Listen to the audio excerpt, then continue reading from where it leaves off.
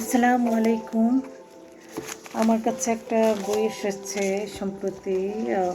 যারা অনিবেন্দ্র পেজ আছেন তারা জানেন, ওনার একটি নতুন বই প্রকাশ হয়েছে, সম্পর্কের বারান্দায়। তো এখানে স্ট্যাটাসগুলি, ওনার বাকি স্ট্যাটাস থেকে একটু বড়, আমার বেশ ভালো লেগেছে, কয়েক টাইম পড়েছি। তো আজকে এইখান থেকে আমি একটা স্ট্যাটাস সবার জন্য পড়ব। এর টাইটেলটা হচ্ছে কাছে না থেকেও কাছে থাকে। তো আমি পড়ছি। আমাদের সম্পর্ক বাকি সবার থেকে একদমই আলাদা। না, আমরা একসাথে থাকতে পারি না, একটু বেশি কথা বলতে পারি, তবু এই কথা খুব বেশি করে মানি। আমাদের মতো এত গভীর সম্পর্ক এর আগে কেউ কখনোই দেখেনি। আমরা কথা না বলেও একে অপরকে বুঝতে পারি, একে অপরকে সময় দিতে পারি।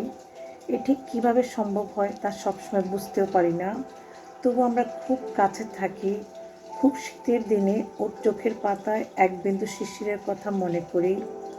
সদ্য কুড়িয়ে নেওয়া মুক্তোর মতো উজ্জ্বল। কখনো দেখা হবার আগেই কোনো না কোনোভাবে কাজের ভিড়ে সে আর হয়ে ওঠে না। ও তখন বলে, আছি আমি। ব্যাস, এটুকুতেই সব হয়। জোর করে বুঝিয়ে ভালোবাসা হয় না, আর সাথে থাকাও হয় না। খুব দূরে থেকেও আমরা একে অপরের পছন্দ অপছন্দের কথা ঠিক ঠিক বুঝে নিতে পারি। খুব ইচ্ছে করে এক শান্ত বিকেলে ওকে সাথে নিয়ে কোনো বিরাট এক দিঘির ঘাটে গিয়ে বসবো।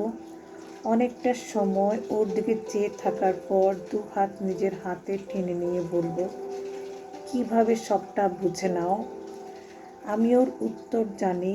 ওর ঠোঁটের কোণায় হাসি খেলে যাবে, অল্প বাতাসে খোপা এলিয়ে পড়বে পিঠের এক পাশে। একটা অবাধ্য পাখি ঠিক সেই সময় ওর একদম কোলের উপর এসে বসবে। ও তখন কি উত্তর দিবে তা আমি জানি। ওই পুরো মানুষটাই আমার সাথে আদিম সম্পর্কে জুড়ে আছে। ও আর আমি, সূর্যাস্ত বা সূর্যোদয়, সবটাই সুন্দর, ভীষণ ভীষণ সুন্দর। তো শেষ হয়ে গেল। সবার অনেক সুন্দর জীবন কামনা করছি। আল্লাহ হাফিজ।